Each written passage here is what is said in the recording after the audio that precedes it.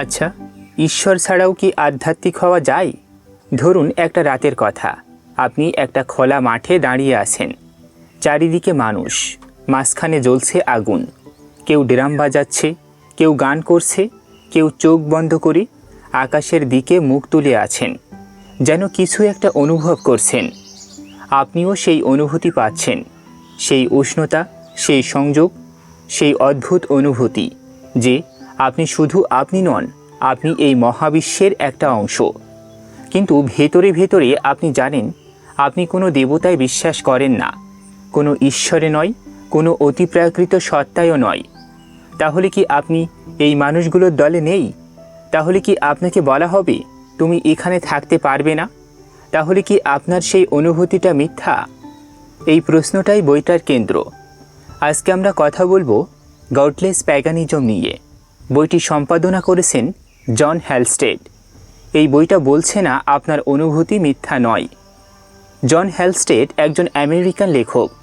তিনি একসময় খ্রিস্টান ছিলেন, তারপর হয়েছিলেন থিয়েস্টিক প্যাগান, মানে দেবদেবীতে বিশ্বাস রেখে প্যাগানিজম চর্চা করতেন।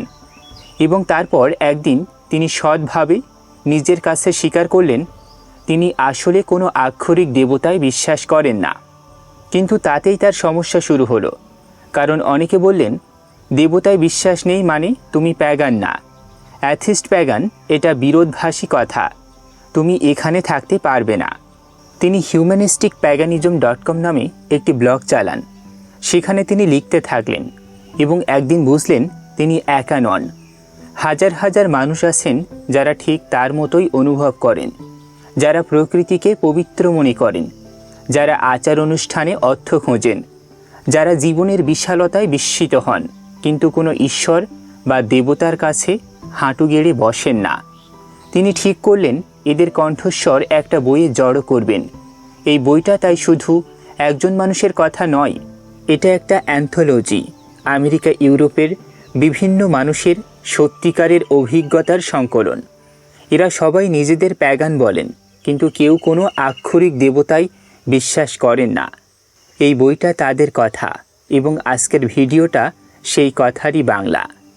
2015 সালের ফেব্রুয়ারি মাস। জন হ্যালস্টেড তখন স্যান জোস শহরে। সেখানে চলছে প্যানথিয়াকন, পৃথিবীর সবচেয়ে বড় ইনডোর প্যাগান সম্মেলন। হাজার হাজার মানুষ, উৎসব, আলোচনা, আচার অনুষ্ঠান। সেই দিন ভোরে তিনি তার ইমেইল খুললেন। একটা মেসেজ এসেছে, পাঠিয়েছেন কুইন্সা নামের কেউ। তিনি আগে জানতেনও না এই মানুষটাকে।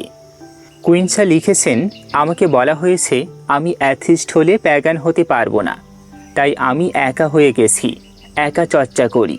আমি প্যানথিয়েস্টিক এই মহাবিশ্বকে পবিত্র মনে করি, কিন্তু এটা জেনে ভালো লাগছে যে আমি এতটা আজব নই যে একই সাথে প্যাগান হওয়া যায় এবং অ্যাথিস্ট হওয়া যায়। দুঃখজনকভাবে এই বছর আমি প্যানথিয়াকনে যেতে পারছি না।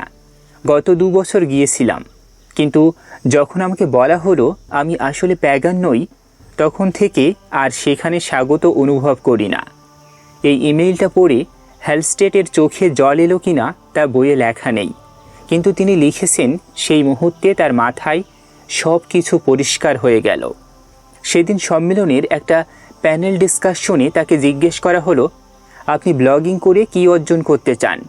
তিনি কুইন্সার ইমেইলটা সবার সামনে পড়লেন এবং বললেন, এই মানুষগুলোর কথা বলতে চাই যারা প্যাগানিজমে একটা ঘর খুঁজে পেয়েছিলেন এবং এখন সেখান থেকেও ধাক্কা খাচ্ছেন।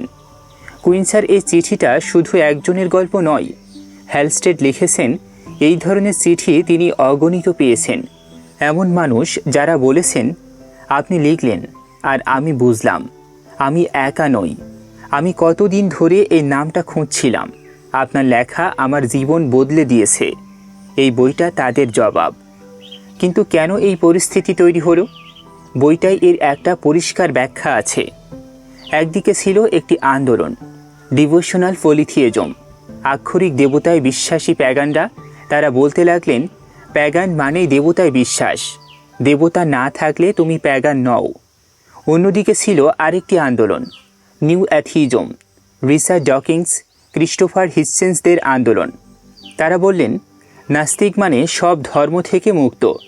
আচার, আধ্যাত্মিকতা, রিচুয়াল এসব করলে তুমি আসলে নাস্তিক নও। দুই দিক থেকেই নন থিস্টিক প্যাগানরা বলেছিলেন তোমার এখানে জায়গা নেই। এই চাপের মাঝখানে বইটা বলছে আমরা আছি, আমরা সত্যিই আছি। এই বইয়ে অনেক শব্দ আছে, atheist pagan, humanistic pagan, naturalistic pagan. একসাথে এতগুলো শুনলে মাথা ঘুরতে পারে। চলুন সহজ করে বুঝি। প্রথমত, অ্যাথিস্ট প্যাগান কি? অ্যাথিস্ট মানে যিনি কোনো ঈশ্বর বা দেবতায় বিশ্বাস করেন না। কিন্তু প্যাগান মানে কি? স্টিফেন অ্যামব্রাস বইয়ের একজন লেখক একটা সমীক্ষা করেছিলেন।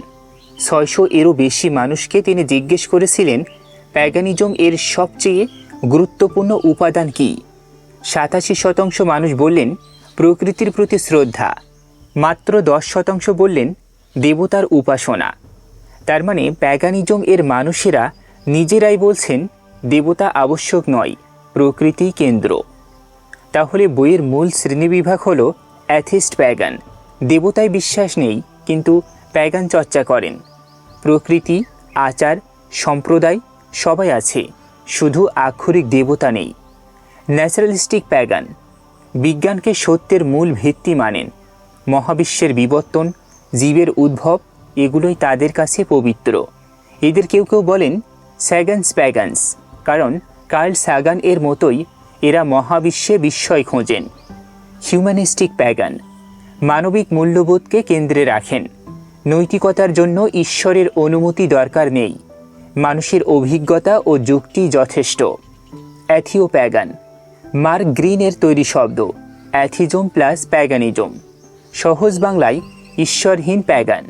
এতগুলো নাম দেখে ঘাবড়াবেন না, মূল কথাটা খুব সহজ।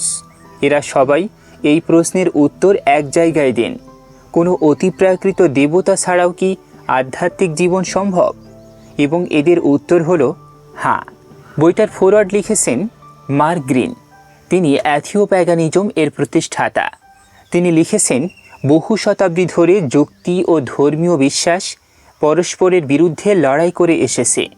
যারা বিশ্বাস করেন তারা সন্দেহকারীদের ধর্মদ্রোহী মনে করেন, যারা সন্দেহ করেন তারা বিশ্বাসীদের স্বপ্রতারক মনে করেন। এই লড়াই আজও চলছে। কিন্তু তিনি আরও বলেছেন আমরা একসময় দেবতা তৈরি করেছিলাম, যা বুঝতাম না তা বোঝার জন্য। আমরা তখন অল্প বয়সী ছিলাম, অজ্ঞ ছিলাম। আজ আমরা অনেক বেশি জানি, কিন্তু এখনও আমাদের অনুভব করার দরকার আছে। এখনও অর্থ দরকার, এখনও উদযাপন দরকার, এখনও সম্প্রদায় দরকার। এই বইটা সেই দরকারের উত্তর।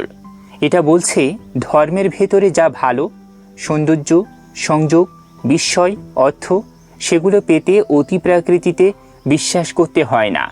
আর আমরা বাঙালিরা, আমরা প্যাগান নই, আমাদের প্রেক্ষাপট আলাদা। কিন্তু এই প্রশ্নটা কি পরিচিত লাগছে না? ধর্মের আচার ভালো লাগে, কিন্তু বিশ্বাসে একটু সন্দেহ আছে।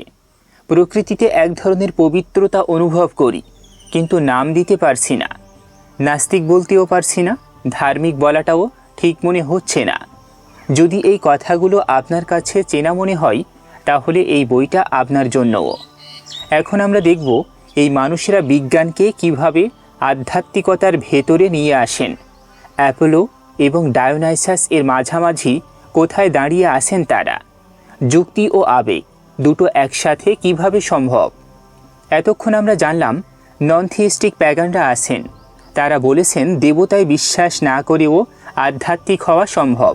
কিন্তু তখনই একটা স্বাভাবিক প্রশ্ন উঠে আসে, ঠিক আছে, তুমি দেবতায় বিশ্বাস করো না, বিজ্ঞানে বিশ্বাস করো, তাহলে শুধু একজন সাধারণ বিজ্ঞানমনস্ক মানুষ হলেই তো পারতে।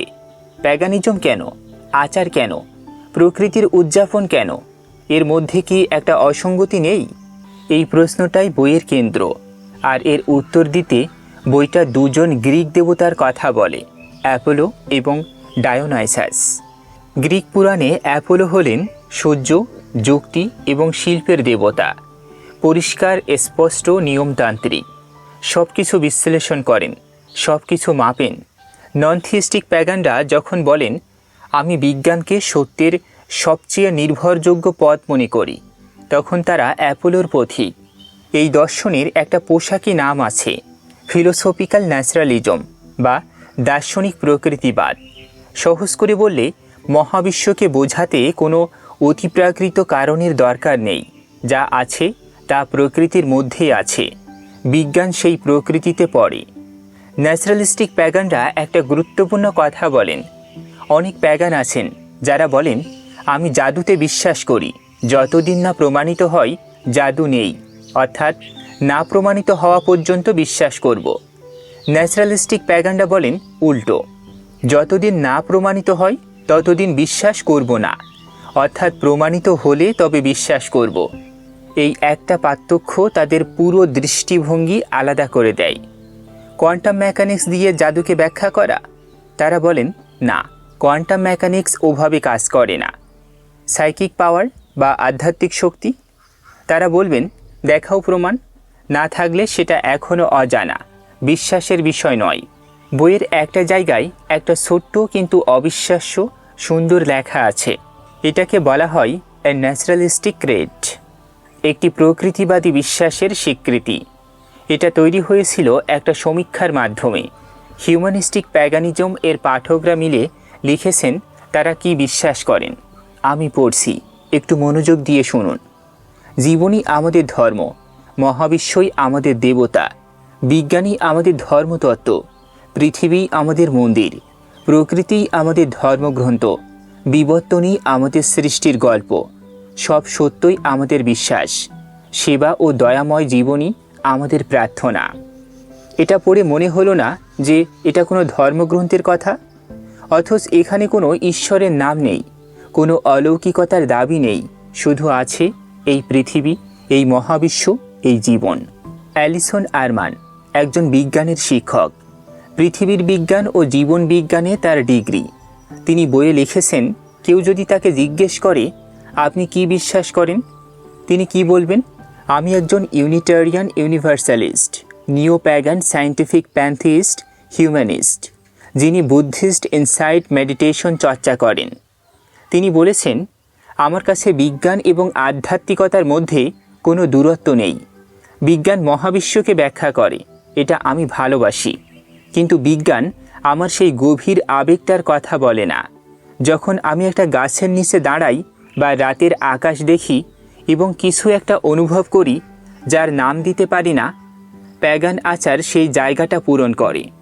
কিন্তু লক্ষ্য করুন, তিনি বলছেন না ওই অনুভূতিটা প্রমাণ করে যে দেবী আছেন। তিনি বলছেন ওই অনুভূতিটা সত্যিকার, সেটাকে ধারণ করার জন্য আমার একটা কাঠামো দরকার। এটাই ন্যাচারালিস্টিক প্যাগানদের জায়গা। এখানে বইটাই একটা দারুণ পয়েন্ট আছে। যদি বিজ্ঞান এখনও কোনো প্রশ্নের উত্তর না দিতে পেরে থাকে, তাহলে কি করবেন? অনেক ধর্মীয় মানুষ বলেন বিজ্ঞান জানে না, তাহলে ঈশ্বর করেছেন। এটাকে বলে গড অব দ্য গ্যাপস, অর্থাৎ ফাঁকের ঈশ্বর। অনেক নন রিলিজিয়াস মানুষ বলেন বিজ্ঞান জানে না, তাহলে যা ইচ্ছে বিশ্বাস করো। ন্যাচারালিস্টিক প্যাগানরা বলেন বিজ্ঞান এখনও জানে না, তাহলে আমরা বলি এখনও জানি না। এখনও জানি না, এই তিনটা শব্দ বলা খুব কঠিন, কিন্তু এটাই বিজ্ঞানের সবচেয়ে সৎ উত্তর। এবং সেই না জানার মধ্যেও তারা বলেন আমাদের নিজেদের অভিজ্ঞতা থাকতে পারে, আমরা প্রকৃতিতে বিস্ময় অনুভব করতে পারি, কিন্তু অভিজ্ঞতাকে প্রমাণ হিসেবে দাবি করব না। বিনয়, এই একটা শব্দে তাদের দর্শনের অনেকটা আছে। কিন্তু এখানেই একটা বড় প্রশ্ন, যদি বিজ্ঞানই সব, তাহলে শুধু একজন সাধারণ নাস্তিক হলেই হয়? রিচার্ড ডকিন্সের বই পড়লেই হয়? প্যাগান কেন? বইটা এই প্রশ্নের একটা সৎ উত্তর দেয়, এবং সেই উত্তরের নাম ডায়োনাইসাস। গ্রিক পুরাণে ডায়োনাইসাস হলেন মদ, উল্লাস, আবেগ এবং উন্মাদনার দেবতা। অ্যাপোলো যেখানে নিয়ম মানে, ডায়োনাইসাস সেখানে নিয়ম ভাঙে। অ্যাপোলো যেখানে মাথা দিয়ে ভাবে, ডায়োনাইসাস সেখানে হৃদয় দিয়ে অনুভব করে। বইয়ের লেখক অ্যানি অর্গা একটা কথা লিখেছেন, যা আমার কাছে এই পুরো বইয়ের সেরা লাইনগুলোর একটি।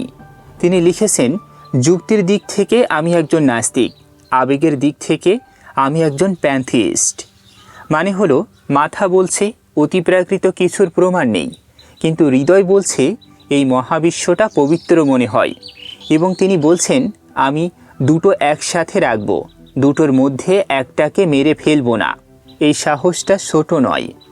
এখন একটা গুরুত্বপূর্ণ প্রশ্ন, নাস্তিকরাও কি মিস্ট্রিক্যাল অনুভূতি পান? থিয়েস্টিক মানুষেরা, মানে যারা দেবতায় বিশ্বাস করেন, তারা প্রায় বলেন নাস্তিকরা নিষ্প্রাণ।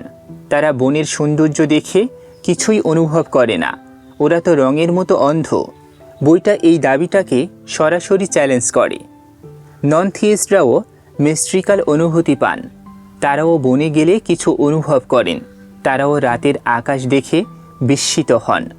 তারাও কখনো কখনো এমন মুহূর্তে পড়েন যেটার ভাষা নেই। পার্থক্য শুধু একটাই, ব্যাখ্যায়। ধরুন 3 জন মানুষ একই মুহূর্তে একটি অনুভূতি পেলেন। একটা নদীর ধারে সূর্যাস্ত দেখে মনে হলো সব কিছু এক। খ্রিস্টান বলবেন ঈশ্বর আমার সাথে কথা বললেন। প্যাগান বলবেন প্রকৃতি দেবী আমাকে স্পর্শ করলেন। ন্যাচারালিস্টিক প্যাগান বলবেন আমি এই মহাবিশ্বের সাথে সংযোগ অনুভব করলাম। 3 জনের অনুভূতি প্রায় একই, কিন্তু ব্যাখ্যা আলাদা, এবং 3টা অনুভূতি সত্যিকারের। বইটা নিজের মানুষদেরও সতর্ক করেছে। D.T. স্ট্রেইন নামে একজন লেখক আছেন।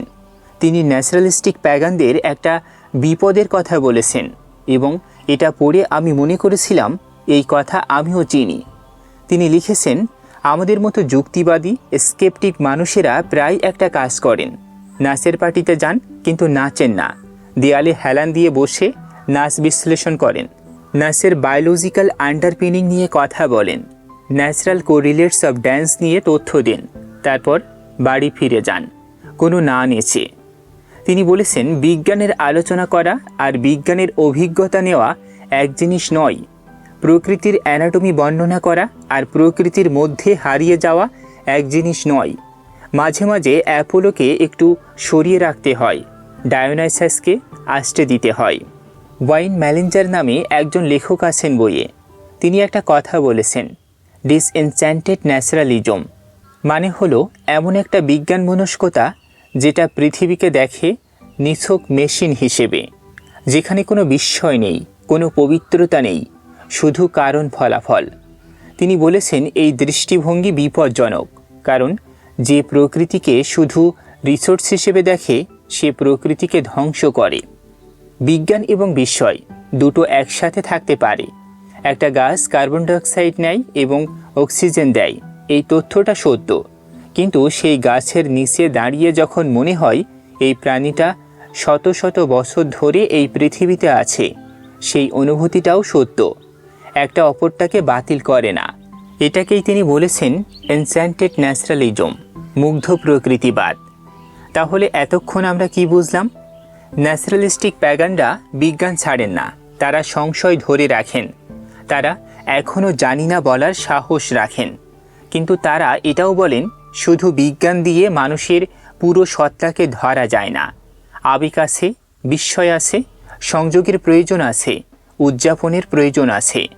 অ্যাপোলো এবং ডায়োনাইসাস, যুক্তি এবং আবেগ, বিজ্ঞান এবং অনুভূতি, এগুলো শত্রু নয়, এগুলো একই মানুষের দুটো দিক। কার্ল সাগান একবার বলেছিলেন, কোনো ধর্ম যদি বলতো বিজ্ঞান যা দেখাচ্ছে তা আমাদের ভবিষ্যৎ উদ্যোক্তাদের চেয়ে অনেক বেশি অসাধারণ, তাহলে সেই ধর্ম মানুষের বিস্ময়কে কাজে লাগাতে পারত। একদিন হয়তো এমন একটা ধর্ম আসবে।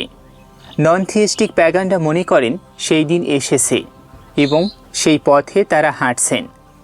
এখন আমরা দেখব এই মানুষেরা দেবতা বলতে কি বোঝেন, ঈশ্বরকে না মেনেও কেন কেউ হে দেবী বলে ডাকেন, এবং সেটা কি আসলে সৎ?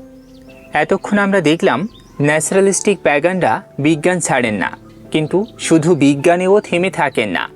অ্যাপোলো এবং ডায়োনাইসাস যুক্তি ও আবেগ দুটো একসাথে ধরে রাখেন। কিন্তু এখন একটা বড় প্রশ্ন বাকি রয়ে গেছে, যদি দেবতায় বিশ্বাস না করেন তাহলে হে দেবী বলে ডাকেন কেন? অ্যাফ্রোডিটি এর সাথে সম্পর্ক আছে বলেন কেন? ব্রাইডকে আহ্বান করেন কেন? এটা কি সৎ? এটা কি স্ববিরোধী? নাকি এখানে কোনো কিছু চলছে? খ্রিস্টপূর্ব 1ম শতাব্দী রোমান দার্শনিক সিসিরো একটা বই লিখলেন, নাম দিলেন দ্য ন্যাচারা ডিওরাম, দেবতাদের স্বভাব সম্পর্কে। সেই বইয়ে তিনি লিখলেন, দেবতাদের স্বভাব নিয়ে এত মতভেদ আছে, শুধু সাধারণ মানুষের মধ্যে নয়, পণ্ডিতদের মধ্যেও। এটা সম্ভব যে এদের কোনোটাই সত্য নয়, কিন্তু এটা নিশ্চিতভাবে অসম্ভব যে একের বেশি সত্য। 2500 বছর আগেও মানুষ এটা জানত। দেবতাদের নিয়ে বিতর্কের কোনো শেষ নেই এবং আজও নেই। কিন্তু বইয়ের নন থিস্টিক প্যাগানরা এই বিতর্কে একটু ভিন্নভাবে ঢোকেন। তারা জিজ্ঞেস করেন না দেবতা আছেন কি না, তারা জিজ্ঞেস করেন দেবতা বলতে আমরা আসলে কি বুঝি। এই প্রশ্নটা বদলে দেয় সব কিছু। বইয়ে ব্লু নামে একজন লেখক আছেন। তিনি লিখেছেন তার অ্যাফ্রোডিটি এর সাথে 25 বছরের সম্পর্ক। কিন্তু তিনি এও লিখেছেন তিনি অ্যাফ্রোডিটিকে কোনো আলাদা সত্তা মনে করেন না, আক্ষরিক দেবী মনে করেন না, এমনকি বৈজ্ঞানিক আর্কিওটাইপ হিসেবেও নয়। তাহলে কি? তিনি বললেন একটা উপমা দিয়ে। একটা রেডিওর কথা ভাবুন। আপনি ডায়াল ঘোরাচ্ছেন, একটা ফ্রিকোয়েন্সিতে এসে থামলেন এবং কিছু একটা শুনতে পেলেন। অ্যাফ্রোডিটি তার কাছে সেই রকম একটা ফ্রিকোয়েন্সি, একটা দিক যেদিকে মনোযোগ দিলে ভালোবাসা, সৌন্দর্য, পরিবর্তন, ইচ্ছা, এই শক্তিগুলো জীবনে আরও স্পষ্ট হয়ে ওঠে। তিনি লিখেছেন অ্যাফ্রোডিটি একটা রূপ যার মধ্য দিয়ে আমি কিছু বৃহৎ শক্তিকে ধরতে পারি। সে আমি, কিন্তু আমার চেয়ে বেশি। সে সব কিছু, কিন্তু সব কিছুর চেয়ে বেশি। জটিল, হ্যাঁ একটু, কিন্তু জীবনের অনেক সত্যিকারের অনুভূতি জটিল। সেগুলো নিট ও সরল রেখায় আসে না। 3টি ভিন্ন দৃষ্টিভঙ্গি। দেবতাকে কোথায় রাখবেন? বইটা নন থিস্টিক প্যাগানদের দেবতা ভাবনাকে 3টি ভাগে ভাগ করে। প্রথম দৃষ্টিভঙ্গি অ্যাগনোস্টিক। আমি জানি না দেবতা আছেন কি না, কিন্তু অজানাটাকে আমি সম্মান করি। হয়তো আছেন, হয়তো নেই। আমি সেই রহস্যের মধ্যেই বাস করি। নিমু ব্রাউন নামে একজন লেখক এই অবস্থানে আছেন। তিনি লিখেছেন তিনি মেবিইজমে বিশ্বাস করেন। হয়তো দেবতা আছেন, হয়তো নেই, হয়তো সব কিছু ঐশ্বরিক। কিন্তু তিনি বলেছেন আমি একটা জিনিসে বিশ্বাস করি, গল্পের শক্তি আছে। সেই শক্তি আমি চিনি। দ্বিতীয় দৃষ্টিভঙ্গি ন্যাচারালিস্টিক। দেবতা মানে প্রকৃতির শক্তি, থর মানে বজ্রপাত, আর্টিমিস মানে বন্য প্রকৃতি, অ্যাফ্রোডিটি মানে প্রেম ও সৌন্দর্যের শক্তি। এরা আক্ষরিকভাবে আলাদা সত্তা নন, কিন্তু এই শক্তিগুলো সত্যিকার এবং তাদের নাম দেওয়া সেই শক্তির সাথে সম্পর্ক স্থাপন করতে সাহায্য করে। তৃতীয় দৃষ্টিভঙ্গি সাইকোলজিক্যাল। কার্ল ইয়ং এর তত্ত্বের কথা মনে আছে? তিনি বলেছিলেন মানুষের মনের গভীরে আর্কিওটাইপস আছে। সেগুলো সর্বজনীন প্রতিরূপ, সব সংস্কৃতিতে, সব মানুষের মধ্যে। এই দৃষ্টিভঙ্গিতে দেবতারা সেই আর্কিওটাইপসের রূপ। তারা আমাদের মনের গভীরতম শক্তি। তারা বাইরে নেই, কিন্তু ভেতরেও ছোট নন। হ্যালস্টেড এর সবচেয়ে গুরুত্বপূর্ণ কথা, আর্কিওটাইপকে পুনরায় দেবতা বানান। এখানে জন হ্যালস্টেড একটা দারুণ কথা বলেছেন। তিনি বলেছেন প্যাগানদের মধ্যে একটা সমস্যা তৈরি হয়েছে। 1960 থেকে 70-এর দশকে অনেক প্যাগান বলতে শুরু করলেন দেবতারা আসলে জানজিয়ান আর্কিটাইপস, এগুলো আমাদের মনের প্রতীক। এটা বলা ভালো উদ্দেশ্যে হয়েছিল, বিজ্ঞানের সাথে মেলাতে। কিন্তু এতে কি হলো? দেবতারা হয়ে গেলেন শুধু মানসিক প্রতীক, মনের কল্পনা, আমাদের নিজেদের তৈরি জিনিস। এবং সেই মুহূর্তে দেবতারা তাদের শক্তি হারিয়ে ফেললেন, কারণ দেবতা আর দেবতা রইলেন না, হয়ে গেলেন আমাদের মনের একটা সরঞ্জাম। হ্যালস্টেড বলেছেন ইয়ং নিজে কিন্তু এটা বলেননি। জাং বলেছিলেন আর্কিওটাইপস আমাদের নিয়ন্ত্রণে নেই, তারা আমাদের হয়ে পড়ে, আমরা তাদের বানাই না। জাংয়ের বাড়ির দরজার উপরে লেখা ছিল called or not the God will be present. ডাকো বা না ডাকো, দেবতা থাকবেনই। তাহলে সমাধান কি?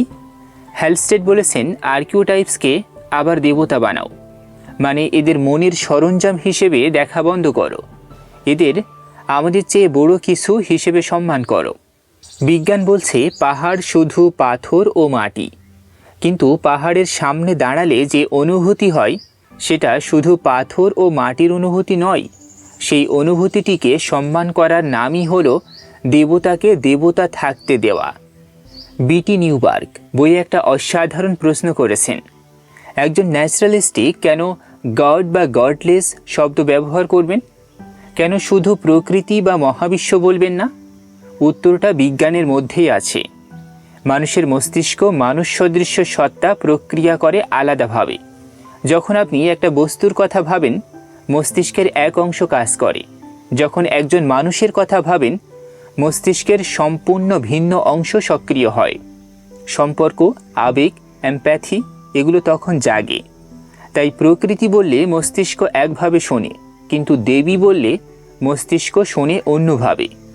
দেবী শুনলে মনে হয় এর সাথে সম্পর্ক করা সম্ভব, এর সাথে কথা বলা সম্ভব, এর প্রতি কৃতজ্ঞ হওয়া সম্ভব, এবং সেই সম্পর্কের অনুভূতি সত্যিকারের। নিউবার্গ বলেছেন, গড শব্দটা আসলে একটা খালি পাত্রের মতো। এতে যা ভরবেন তা পবিত্রতার চরিত্র পাবে, এবং সেই পবিত্রতার অনুভূতি নকল নয়। এটা ঠিক যেমন শেক্সপিয়ারের নাটকে হ্যামলেট আছেন। আমরা জানি হ্যামলেট কাল্পনিক, কিন্তু তার কথা পড়লে সত্যিই আমরা কাঁদি। কল্পনা সত্য নয়, কিন্তু অনুভূতি সত্য। ইল এফেঞ্জার ওয়াইনট্রাফ একজন নাস্তিক। তিনি বইয়ে একটা অভিজ্ঞতার কথা লিখলেন। একটা প্যাগান আচারে তিনি ছিলেন। সবাই মিলে একটা গান গাইছিলেন ব্রাইটকে ডাকার জন্য। কেল্টিক দেবী, আগুন, নিরাময় ও কারুকাজের গান বারবার ফিরে আসছিল, কাম নাও ব্রাইট, কাম নাও ব্রাইট। একসময় ঘরে কিছু একটা ঘটে গেল। তিনি চোখ খুললেন এবং অনুভব করলেন ব্রাইট এসেছেন।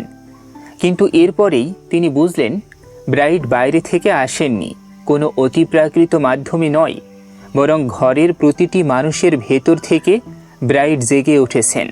তারা ব্রাইটকে একজন কামারের হাতুড়ি ধরা দেবী হিসেবে ডেকেছিলেন, এবং তাদের ভেতরে সৃষ্টিশীলতা ও নিরাময়ের শক্তি সেটা জেগে উঠেছিল। এই অভিজ্ঞতার পর ইল বললেন, আমি নাস্তিক। এই অভিজ্ঞতা আমাকে নিশ্চিত করেছে আমি নাস্তিক, কারণ ব্রাইট বাইরে থেকে আসেননি। কিন্তু এই অভিজ্ঞতা আমার জীবনের সবচেয়ে গভীর আধ্যাত্মিক মুহূর্তগুলোর একটি। এই দুটো কথা একসাথে বলা সম্ভব। এটাই বইয়ের সবচেয়ে সৎ জায়গা। স্ট্যাসা মর্গান অ্যাপেল নামে একজন লেখক আছেন বইয়ে। একদিন তিনি ফেসবুকে লিখলেন, টি, থ্যাংক ইউ গডলেস। চা, ধন্যবাদ দেবী। পরদিন সকালে চা বানাতে বানাতে তিনি নিজেকেই প্রশ্ন করলেন, আমি দেবীতে বিশ্বাস করি না, তাহলে চায়ের জন্য ধন্যবাদ দিচ্ছি কাকে?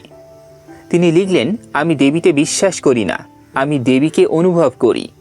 আমি এই পৃথিবীতে বাস করি, তাই দেবীকে অনুভব করি। আমি শ্বাস নিই, তাই বাতাসকে অনুভব করি। আমি সূর্যের আলোয় হাঁটি, তাই সেই উষ্ণতাকে অনুভব করি। আমার শরীরের বেশিরভাগটাই জল। আমি চা পান করি। এই সব মিলে আমি দেবীর মধ্যে আছি। তাই যখন চায়ের জন্য ধন্যবাদ দিই, আসলে পৃথিবীকে ধন্যবাদ দিই, সূর্যকে ধন্যবাদ দিই, জলকে ধন্যবাদ দিই, মানুষের হাতকে ধন্যবাদ দিই যারা এই চা তৈরি করেছে। Thank you godless. 3টা শব্দ, কোনো অলৌকিকতার দাবি নেই, শুধু কৃতজ্ঞতা এই পৃথিবীর প্রতি, এই মুহূর্তের প্রতি। রায়ান ক্রোনিন বইয়ে একটা কথা বলেছেন, যেটা আমার কাছে এই পুরো আলোচনার সারমর্ম মনে হয়েছে। তিনি বলেছেন, মানুষ প্রায় দুটো চরম অবস্থানের একটা নেন। একদিকে কিছু ধার্মিক মানুষ, তারা অর্থ এত বেশি গুরুত্ব দেন যে সত্যকে ছেড়ে দেন, 6 দিনে বিশ্ব সৃষ্টির কথা বিশ্বাস করেন। অন্যদিকে কিছু নাস্তিক, তারা সত্যকে এত বেশি গুরুত্ব দেন যে অর্থকে ছেড়ে দেন, জীবনে কোনো গভীর অনুভূতির জায়গা নেই। নন থিয়েস্টিক প্যাগানরা বলছেন, এই দুটো বেছে নেওয়ার দরকার নেই। আমি বিজ্ঞানে সত্য খুঁজি, বিজ্ঞানের পদ্ধতি আমার সত্যের কোষ্ঠী পাথর। কিন্তু আমি প্যাগানিজমে অর্থ খুঁজি, প্রকৃতিতে, আচারে, গল্পে, সম্প্রদায়ে। সত্য এবং অর্থ, বিজ্ঞান এবং মিথ, যুক্তি এবং অনুভূতি এগুলো শত্রু নয়, এগুলো একই মানুষের দুটো ক্ষুধার মতো। তাহলে আমরা কি বুঝলাম? নন থিয়েস্টিক প্যাগানরা যখন দেবী বলেন, তারা মিথ্যা বলছেন না। তারা বলছেন, আমার কাছে একটা নাম আছে, একটা শক্তির, একটা দিকের, একটা সম্পর্কের। সেই নামটা আমাকে সেই শক্তির সাথে সংযুক্ত করতে সাহায্য করে। আমি জানি এই নামটা রূপক, কিন্তু রূপক মানেই মিথ্যা নয়। সূর্য উঠেছে, আমরা এই বাক্য বলি, অথচ আমরা জানি সূর্য ওঠে না, পৃথিবী ঘোরে। কিন্তু এই ভুল বাক্যটা আমাদের জীবনে কাজ করে। ভোরবেলা বলি সূর্য উঠেছে, অনুভব করি নতুন দিন এলো। দেবীর কৃপা বলা অনেকটা তেমন। এটা আক্ষরিক নাও হতে পারে, কিন্তু একটা কাজ করে। ইউরিপিডিস 2500 বছর আগে লিখেছিলেন, হে তুমি যে পৃথিবীকে ধরে রেখেছ, তুমি যেই হও, জিউস হও বা প্রকৃতির নিয়ম হও, মানুষের মন হও, আমি তোমাকেই প্রার্থনা করি। নন থিয়েস্টিক প্যাগানরা এই একই কথাই বলেছেন, শুধু পার্থক্য তারা জানেন উত্তরটা কোথায় আছে, প্রকৃতিতে, মানুষের মধ্যে, এই পৃথিবীতে। এখন আমরা দেখব এই মানুষেরা তাদের বিশ্বাসকে জীবনে কিভাবে আনেন। আচার করেন কিন্তু কোনো দেবতার জন্য নয়, উদযাপন করেন কিন্তু অলৌকিকতার দাবি ছাড়াই, এবং প্রকৃতির সাথে সম্পর্ক গড়েন বিজ্ঞানের আলোয়। এতক্ষণ আমরা দেখলাম দেবতায় বিশ্বাস না রেখেও দেবী বলে ডাকা যায়। সেই ভাষা সত্যিকারের অনুভূতি জাগায় এবং সেই অনুভূতি মিথ্যা নয়। কিন্তু এখন একটা নতুন প্রশ্ন, ঠিক আছে তুমি দেবতায় বিশ্বাস করো না, কিন্তু তারপরেও আচার করছো, উদযাপন করছো, সার্কেল করছো, এটা কি আসলে শুধু নাটক, একটু ভালো মতো কসপ্লে, লার্ভ মানে লাইভ অ্যাকশন রোল প্লেয়িং? এই অভিযোগটা নন থিয়েস্টিক প্যাগানদের সবচেয়ে বেশি শুনতে হয়। ব্রেভ নিউ ওয়ার্ল্ড এর লেখক অ্যাল্ডোস হ্যাক্সলি এর একটা উদ্ধৃতি আছে। তিনি লিখেছিলেন, যদি আমাদের ধর্মতাত্ত্বিক খেলায় অংশ নিতেই হয়, তাহলে কখনো ভুলবো না যে এটা একটা খেলা। ধর্ম টিকে থাকতে পারে শুধু একটাই উপায়ে, সেটা হলো একটা সচেতনভাবে গ্রহণ করা মেক বিলিভ হিসেবে। মানুষ ধর্মের কিছু বিবৃতি মেনে নেয়, কিছু আচার পালন করে, কিছু নিয়ম মেনে চলে। সেটা সত্য বলে বিশ্বাস করে নয়, বরং কারণ পরীক্ষা করে তারা দেখছে এই ছন্দে, এই সংযমে, এই যেন সত্য কথা মেনে জীবনযাপন করা, এটাই মহৎভাবে বাঁচা। হাক্সলি বলছেন না ধর্ম মিথ্যা, তিনি বলছেন ধর্মের শক্তি তার আক্ষরিক সত্যতায় নেই, তার শক্তি তার কার্যকারিতায়। এটাই নন থিয়েস্টিক প্যাগানদের মূল অবস্থান। তাহলে বিজ্ঞান কি বলছে আচার সম্পর্কে? গবেষণা বলছে আচার কাজ করে, বিশ্বাস থাকুক বা না থাকুক। হার্ভার্ডের গবেষক অ্যালিসন উডব্রক্স 2016 সালে দেখালেন, পরীক্ষার আগে আচার করলে উদ্বেগ কমে, কাজটা ভালো হয়। এমনকি নিজের তৈরি অর্থহীন আচারও কাজ করে। কিন্তু কেন? আচার মানুষকে যা দেয়, প্রথমত সংহতি। নৃবিজ্ঞানী রবিন ডানবার দেখিয়েছেন, সমন্বিত শারীরিক কার্যকলাপ যেমন একসাথে নাচা বা গান করা এন্ডোরফিন নিঃসরণ ঘটায়। একই এন্ডোরফিন যা শারীরিক স্পর্শে নিঃসৃত হয়। দ্বিতীয়ত মনোযোগ। আচার আমাদের থামিয়ে দেয়, রোজকার ছোটোছুটি থেকে বের করে আনে, এই মুহূর্তে, এই মাটিতে, এই নিঃশ্বাসে। তৃতীয়ত অর্থ। একই কাজ আচার হিসেবে করলে সেটা অন্য মাত্রা পায়। চা বানানো আর দেবীকে চা নিবেদন এক কাজ, কিন্তু দ্বিতীয়টাই মনোযোগ, কৃতজ্ঞতা এবং সংযোগ যোগ হয়। চতুর্থত রূপান্তর। আচার মানুষকে বদলায়, শুধু চিন্তা বদলায় না, গভীরে অভিজ্ঞতার স্তরে বদলায়। এই সুবিধাগুলো পেতে আক্ষরিক দেবতার দরকার নেই, এটা বিজ্ঞানের কথা। হ্যালস্টেড এর নয়, নন থিয়েস্টিক প্যাগানদের নয়, বিজ্ঞানীদের। বিটি নিউবার্গ বইয়ের অন্যতম গুরুত্বপূর্ণ লেখক। তিনি সরাসরি লিখেছেন, যদি আইসিস আমার মনের বাইরে না থাকেন, তাহলে আমি তাকে প্রার্থনা করি কেন? এবং নিজেই উত্তর দিয়েছেন, প্রথম কারণ কাজ করার প্রেরণা। আমি জানি আমার কি করা উচিত, কিন্তু জানাটা যথেষ্ট নয়। ভয় বা অলসতা পথ আটকে দেয়। আইসিস এর কাছে বলতে গেলে সেই বাধাটা সরে যায়, অনেকটা যেন নিজেকে নিজে বলছি, কিন্তু এমন একজনের কাছে যিনি সর্বোচ্চ সত্তার প্রতীক। দ্বিতীয় কারণ মানসিক সুস্থতা। আমি আইসিস এর মূর্তির সামনে বসি, একটা মোমবাতি জ্বালাই, মন্ত্র পড়ি, তারপর বলি, আজকে আমাকে কি কষ্ট দিচ্ছে। এটা এক ধরনের সেলফ টক, কিন্তু নিছক নিজের সাথে কথা বলার চেয়ে বেশি কার্যকর। কারণ এই পদ্ধতিটা রেশনাল ইগোর বাধা পার করে। এই প্রার্থনার পরে আমি নতুন শক্তি নিয়ে উঠি, নতুন স্পষ্টতা নিয়ে, এবং তখন আমি আমার স্ত্রী, বন্ধু সবার সাথে ভালো থাকতে পারি, কারণ আমার নিজের জট ছাড়ানো হয়েছে। সহজ কথা, প্রার্থনা কাজ করে। এর পেছনে অলৌকিক কারণ লাগে না, মনোবিজ্ঞানই যথেষ্ট। তাহলে লার্পিং কি? লার্পিং হলো যখন আপনি জানেন এটা খেলা এবং খেলার বাইরে কোনো প্রভাব নেই। আপনি একজন নাইট সেজেছেন, কিন্তু সেটা আপনার জীবন বদলায় না। নন থিয়েস্টিক প্যাগানদের আচার সেটা নয়। অ্যানা অল্থার বইয়ে লিখেছেন, তিনি অস্টিন, টেক্সাস এর একটা প্রাকৃতিক ঝর্ণার পাশে গিয়েছিলেন। সন্তানরা এগিয়ে গেল, তিনি থামলেন, কিছু পাথর কুড়িয়ে একটা ছোট স্তূপ বানালেন। এটা কি ছিল? তিনি লিখেছেন, এটা ছিল আমার বলার উপায়, আমি এখানে ছিলাম, আমি যত্ন করি, ধন্যবাদ। তিনি আরও লিখেছেন, আমি বিশ্বাস করি না এই ঝর্ণার আমার নিবেদন দরকার ছিল, কিন্তু আমি এই নিবেদন করার পরে আলাদা মানুষ হয়ে উঠলাম। এটা লার্প নয়, এটা রূপান্তর। ডেবরা ম্যাগলিওট বইয়ে একটা দারুণ ঐতিহাসিক পাঠ দিয়েছেন। রোমান দেবী ভেস্টা, ঘর, উনুন এবং পারিবারিক জীবনের দেবী। শতাব্দীর পর শতাব্দী ধরে রোমানরা তাকে পূজা করেছে, পুরুষ, নারী, সম্রাট সবাই। জুলিয়াস সিজার নিজেকে দেবীর বংশধর বলতেন। তারপর খ্রিস্টান ধর্মের উত্থান হলো, নতুন আইন এলো, ভেস্টা পূজা নিষিদ্ধ, ভেস্টার মন্দির ধ্বংস করা হলো, মূর্তির মাথা ভেঙে ফেলা হলো, এমনকি ঘরে ব্যক্তিগতভাবে পূজা করলেও মৃত্যুদণ্ড। কিন্তু ভেস্তা শেষ হয়ে যাননি, তিনি রয়ে গেছেন পবিত্র আগুনের রূপকে, ঘরের চুলার চারপাশে পরিবারের মিলনে, একসাথে রান্না করায়, একসাথে খাওয়ায়। ম্যাকলিওড লিখেছেন, আগুনের পাশে বসলে যে উষ্ণতা অনুভব করেন সেই অনুভূতি ভেস্তা। এটাকে দেবী বলুন বা না বলুন, অনুভূতিটা 2500 বছর ধরে একই। আচার বদলায়, নাম বদলায়, কিন্তু মানবিক অনুভূতির কেন্দ্রটা বদলায় না। বইয়ে একটা দার্শনিক ধারণা আছে, এটাকে বলা হয় লেটারাল ট্রান্সেন্ডেন্স, অনুভূমিক অতিক্রমণ।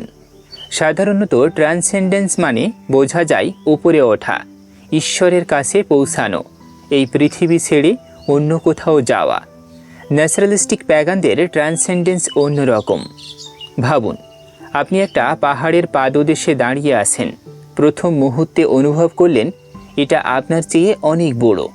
তারপর আপনি উঠতে শুরু করলেন, পা টলমল করছে, শ্বাস ভারী হয়ে আসছে, মনে হচ্ছে আর পারবো না, কিন্তু আপনি উঠলেন।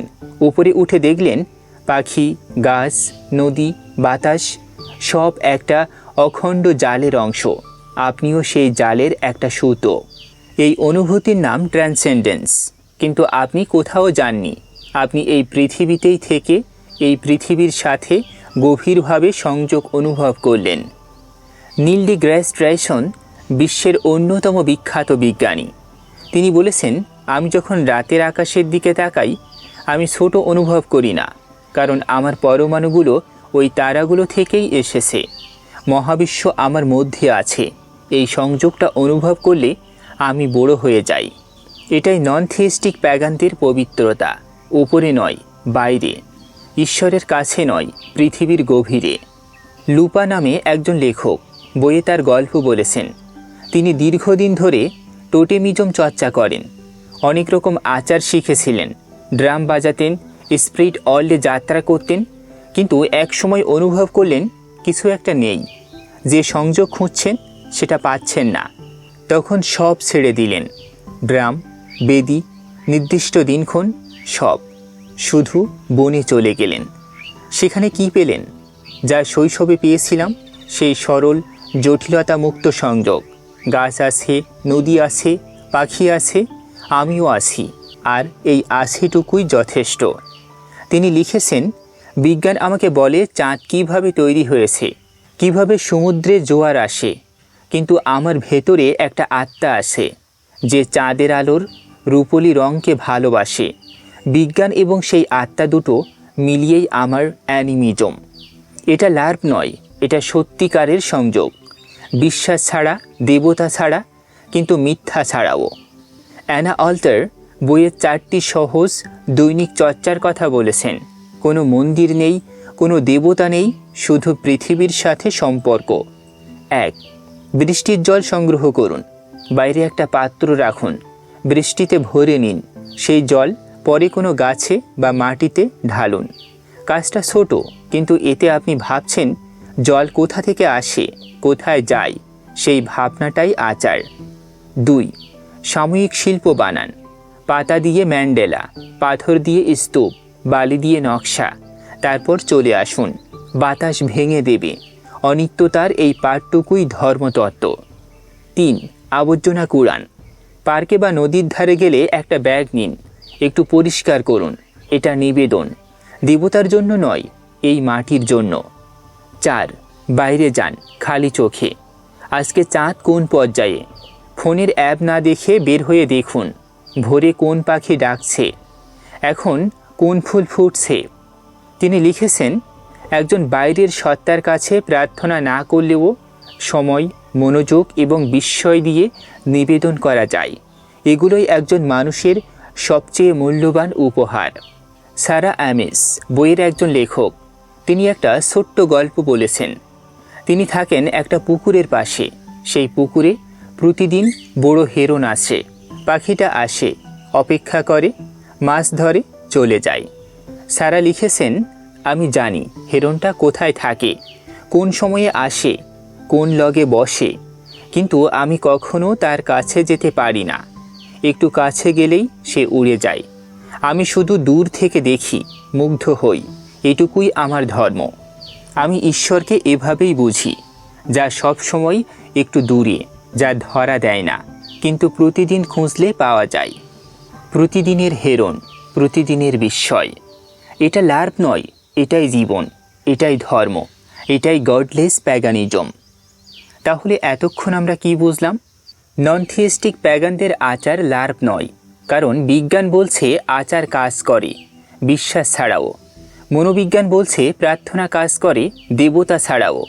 ইতিহাস বলছে মানুষ সব সময় আচার করেছে অর্থের জন্য, সংযোগের জন্য, এবং প্রকৃতি আমাদের ডাকছে প্রতিদিন, প্রতিটা হেরনে, প্রতিটা বৃষ্টিতে। মিকাইল গর্বাচেভ একবার বলেছিলেন, প্রকৃতিই আমার ঈশ্বর, গাছই আমার মন্দির, বনই আমার গির্জা।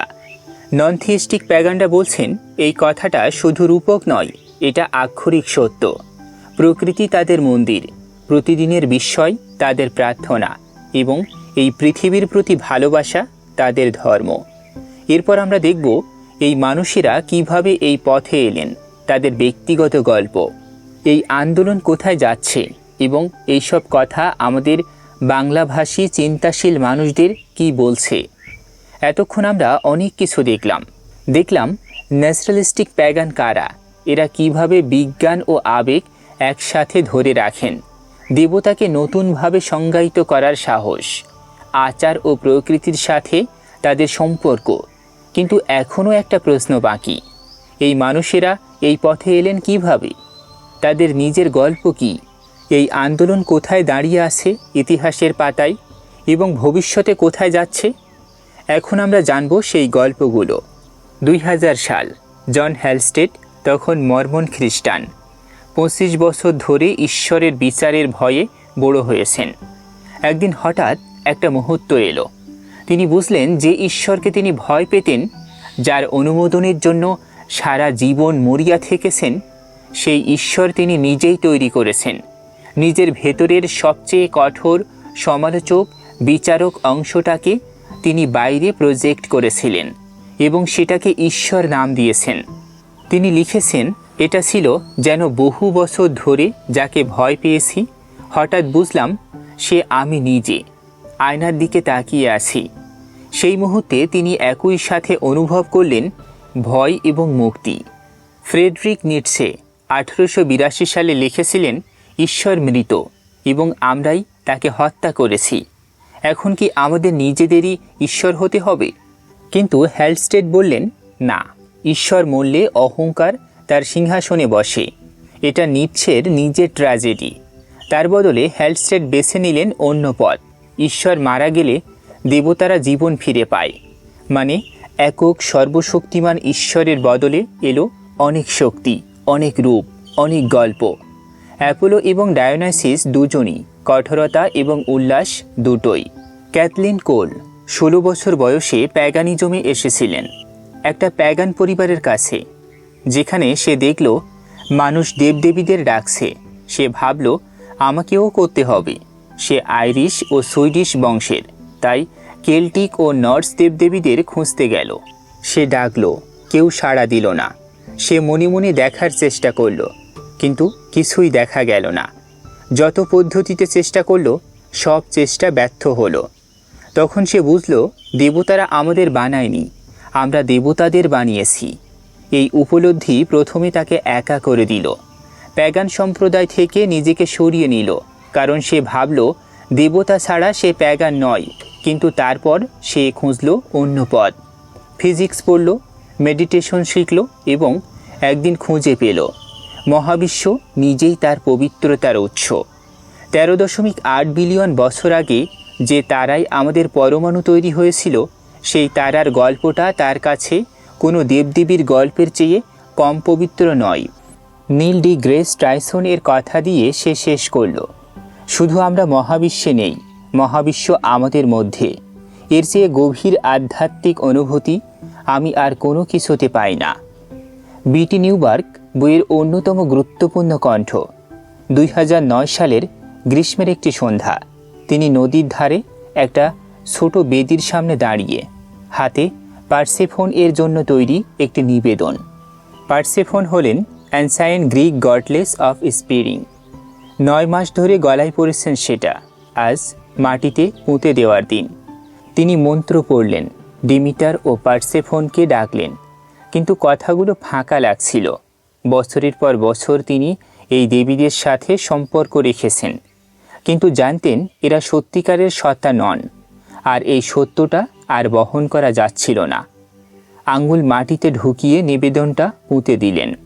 সেই মুহূর্তে তার মনের মধ্যে একটা কণ্ঠ বলল, তাদের মরতে দাও, এবং তিনি দিলেন। কিন্তু গল্প শেষ নয়, কারণ মরার পরেই পার্সেফোন এর মিট অনুযায়ী ফিরে আসার কথা। দেবীরা মরলেন, কিন্তু তাদের গল্পগুলো রয়ে গেল।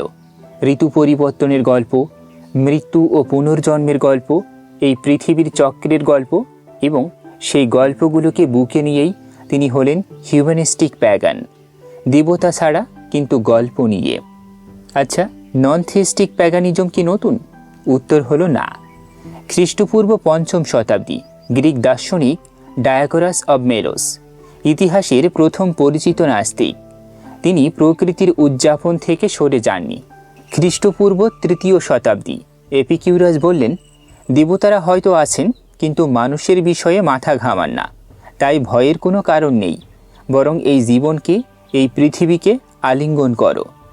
খ্রিস্টপূর্ব 1ম শতাব্দী সিসিরো লিখলেন, দেবতাদের স্বভাব নিয়ে এত মতভেদ যে হয়তো কোনোটাই সত্য নয়। তারপর আধুনিক যুগে 1882 সালে নিটসে বললেন, ঈশ্বর মৃত।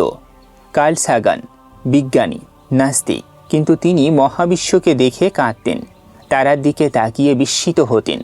তিনি লিখেছিলেন, যদি কোনো ধর্মগ্রন্থ বলতো বিজ্ঞান যা দেখাচ্ছে তা আমাদের ভবিষ্যৎ উদ্যোক্তাদের চেয়ে অনেক বেশি অসাধারণ, তাহলে সেই ধর্ম মানুষের ভেতরের বিস্ময়কে কাজে লাগাতে পারত। একদিন হয়তো এমন একটা ধর্ম আসবে। নন থিস্টিক প্যাগানরা মনে করেন সেই দিন এসেছে। জেফরি ফ্ল্যাগ বইয়ে একটা অদ্ভুত সুন্দর এসে লিখেছেন, নাম the care and feeding of your atheist pagan, অর্থাৎ আপনার জীবনের অ্যাথিস্ট প্যাগানকে কিভাবে যত্ন নেবেন। একটা পেট কেয়ার গাইডের মতো করে লেখা, কিন্তু কথাগুলো অত্যন্ত গুরুতর। তিনি বলেছেন, প্যাগান সম্প্রদায়ে অ্যাথিস্ট প্যাগানরা আছেন, কিন্তু অনেকে চুপ করে থাকেন, কারণ একদিক থেকে বলা হয় তুমি সত্যিকারের নাস্তিক নও, অন্য দিক থেকে বলা হয় তুমি সত্যিকারের প্যাগান নও। তিনি কিছু সহজ কথা বললেন, তাকে জিজ্ঞেস করুন, কিন্তু প্রশ্নমুখরতায় নয়, কৌতূহলে। যেভাবে একজন নর্স প্যাগানকে জিজ্ঞেস করবেন তুমি কেন ওডিনের পথে এলে, সেভাবেই জিজ্ঞেস করুন। তাকে আচারে ডাকুন। দেবতায় বিশ্বাস না করলেও আচার একসাথে করা যায়।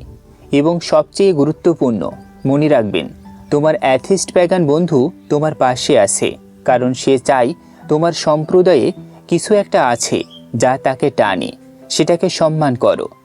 বইয়ের শেষে জন হ্যালস্টেড একটা চমৎকার জিনিস তুলে ধরেছেন, আর্থশিড। এটা একটা কাল্পনিক ধর্ম, কিন্তু শুনলে মনে হবে এটাই দরকার ছিল। লেখিকা অক্টাভিয়া বাটলার 1993 সালে একটা সায়েন্স ফিকশন উপন্যাস লিখলেন, ভবিষ্যতের আমেরিকার গল্প, যেখানে সব ভেঙে পড়েছে। সেই গল্পের নায়িকা একটা নতুন ধর্ম তৈরি করলেন, নাম দিলেন আর্থশিড। ধর্মের 3টি মূল কথা। 1, ঈশ্বর হলেন পরিবর্তন। এই মহাবিশ্বে একটাই শাশ্বত সত্য, সব কিছু বদলায়, পরিবর্তনই ঈশ্বর। 2, পরিবর্তনকে রূপ দাও, ঈশ্বরকে প্রার্থনা করো না, পরিবর্তনের সাথে সক্রিয়ভাবে কাজ করো, তুমি ঈশ্বরের হাত। 3, আর্থশিড এর নিয়তি, তারাই শিকড় গাড়া। এই পৃথিবীই আমাদের ঘর এবং এই পৃথিবী থেকে আমরা আরও বড় হব। হ্যালস্টেড বলেছেন, এই কাল্পনিক ধর্মটা আসলে নন থিয়েস্টিক প্যাগানিজম এর একটা রূপ। দেবতারা নেই কিন্তু পবিত্রতা আছে, প্রার্থনা নেই কিন্তু দায়িত্ব আছে, অপেক্ষা নেই কিন্তু কাজ আছে। তাহলে এই আন্দোলন কোথায় যাচ্ছে? বিটি নিউবার্গ একটা ছবি এঁকেছেন, আলোচনা বদলাবে। আমরা কি অ্যাথিস্ট হয়ে প্যাগান হতে পারি? এই প্রশ্ন থেকে সরে যাবে। আসবে কিভাবে সন্তানকে প্রকৃতির সাথে পরিচয় করিয়ে দেব, কিভাবে মৃত্যু শোককে ন্যাচারালিস্টিক দৃষ্টিতে বুঝব, কিভাবে পরিবেশ আন্দোলনে আধ্যাত্মিকতা যোগ করব। এই আন্দোলনের মানুষেরা বিশ্বাস করেন প্রকৃতিকে পবিত্র মানলে প্রকৃতিকে ধ্বংস করা যায় না। পরিবেশ আন্দোলন এবং নন থিয়েস্টিক প্যাগানিজম একই পথের যাত্রী।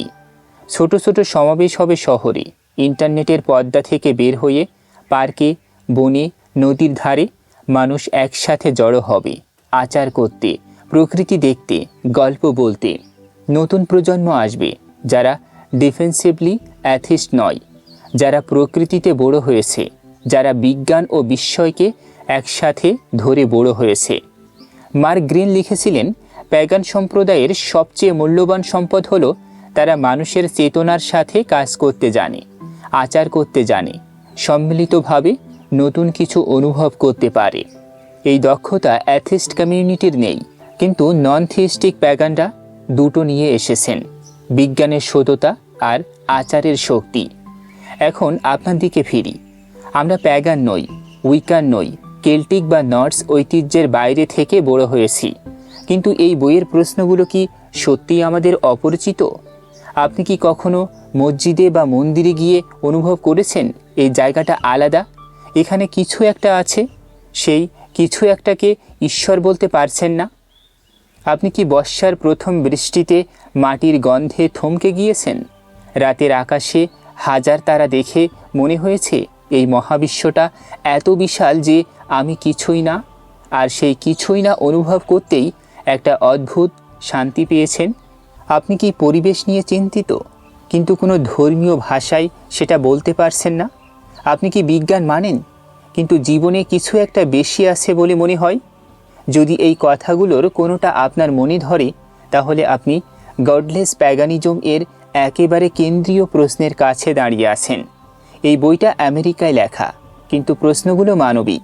বাংলায় লেখা হলেও প্রশ্নগুলো একই থাকত। ফ্রেডরিক বিকনার বলেছিলেন, সব ধর্মতত্ত্বই আসলে জীবন কাহিনী। এই বইটা সেটাই, একটা ধর্মতত্ত্ব নয়, মানুষের গল্পের সংকলন। কুইন্সা, যিনি একা চর্চা করতেন কারণ কোথাও স্বাগত পাননি। কেথলিন, যিনি কেল্টিক দেবতা খুঁজে না পেয়ে মহাবিশ্বে পবিত্রতা খুঁজে পেলেন। বিটি নিউবার্গ, যার কাছে পার্সিফোন দেবতাদের মূর্তি বললেন। জন হ্যালস্টেড, যিনি আয়নায় নিজের ঈশ্বর দেখলেন। অ্যানা অল্থার, যিনি ঝর্ণার পাশে পাথরের স্তূপ বানিয়ে ধন্যবাদ দিলেন। সারা অ্যামিস, যার প্রতিদিনের হেরোনি ধর্ম। এরা বলছেন না ঈশ্বর নেই, এরা বলছেন ঈশ্বর ছাড়াও পবিত্রতা আছে, ঈশ্বর ছাড়াও বিস্ময় আছে, ঈশ্বর ছাড়াও কৃতজ্ঞতা আছে, ঈশ্বর ছাড়াও অর্থ আছে। এই পৃথিবী যথেষ্ট, এই মুহূর্ত যথেষ্ট, এই জীবন যথেষ্ট। মার্ক গ্রিন বইয়ের ফরওয়ার্ডে লিখেছেন, আমরা মহাবিশ্বের একটি অসাধারণ প্রকাশ। আমরা সেই প্রক্রিয়ার অংশ, যার মাধ্যমে মহাবিশ্ব নিজেকে চেনে। নিশ্চয়ই এটুকুই যথেষ্ট। ঈশ্বর ছাড়াও আধ্যাত্মিক হওয়া যায়, এটাই গডলেস প্যাগানিজম এর মূল কথা। প্রিয় শ্রোতা, ভিডিওটি ভালো লাগলে লাইক দিন, চিন্তাশীল মানুষদের সাথে শেয়ার করুন এবং এমন আরও গভীর বই বিশ্লেষণ শুনতে কথনিকাতে সাবস্ক্রাইব করুন। কমেন্টে অবশ্যই আপনার মূল্যবান মন্তব্য লিখে জানাতে ভুলবেন না। ধন্যবাদ।